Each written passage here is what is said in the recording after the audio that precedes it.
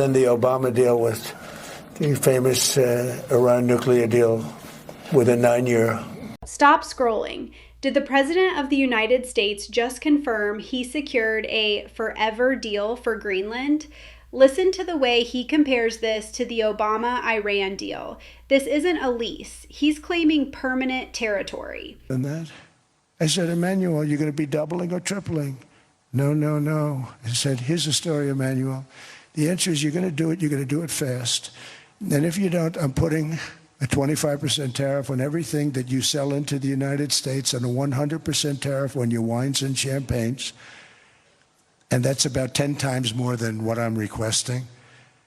And you're going to do it. I don't want to go public with it, but you may make me do that. No, no, Donald, I will do it. I will do it. Okay, that is absolute brutalism on the world stage. He is literally retelling a story about strong-arming a G7 ally to their face in front of the entire world economy. Notice the silence in the room? That's not respect. That is fear. He's using tariffs like a loaded gun on the table, and he's telling everyone exactly how he forced Macron to fold.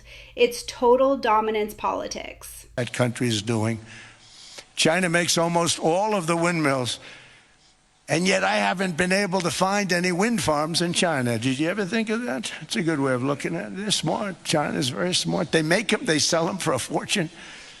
They sell them to the stupid people that buy them, but they don't use them themselves. They put up a couple of big wind farms, but they don't use them. They just put them up to show people what they could look like. They don't spin, they don't do anything. Whether you love him or hate him, you have to look at the logic here. He's pointing out a massive economic irony that nobody else at Davos wants to touch. He's saying China is manufacturing the green energy infrastructure for the West, making a fortune, but sticking to coal and oil for themselves to maintain industrial superiority. He's basically calling the European leadership useful idiots for buying tech that China won't even use. I'm so grateful. But they should be grateful to us. Canada lives because of the United States. Remember that, Mark, the next time you make your statements. Emmanuel Macron, I watched him yesterday with... Ouch. Canada lives because of the United States. He is name-dropping specific leaders and reminding them of their place in the hierarchy. This isn't diplomatic speak. This is a landlord talking to a tenant. He's stripping away the polite fiction of equal partners and just stating raw power dynamics. Concept of a deal, I think it's going to be a very good deal for the United States, also for them. And we're going to work together on something having to do with the Arctic as a whole, but also Greenland, and it has to do with the security, great security, strong security, and other things. The market, 600 points, getting back a lot of some of the nervousness we had in the last couple of days. The tariffs are off. Nothing happens on February 1st. No. So here is the mechanic behind the forever clip we saw at the start. He used the threat of massive tariffs on Europe to force a concession on Greenland.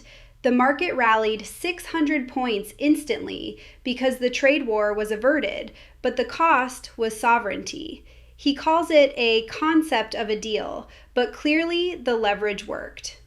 You cannot live within the lie of mutual benefit through integration when integration becomes the source of your subordination.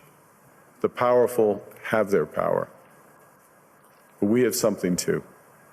And this is the reaction from the other side. That's Mark Carney basically admitting the game is over. When he says integration becomes the source of your subordination, he's admitting that the US is using the global economy as a weapon against its own allies. This is a historic shift. We are watching the West fracture in real time. Is this the smartest deal in US history, or the end of the Western alliance? Let me know what you think in the comments.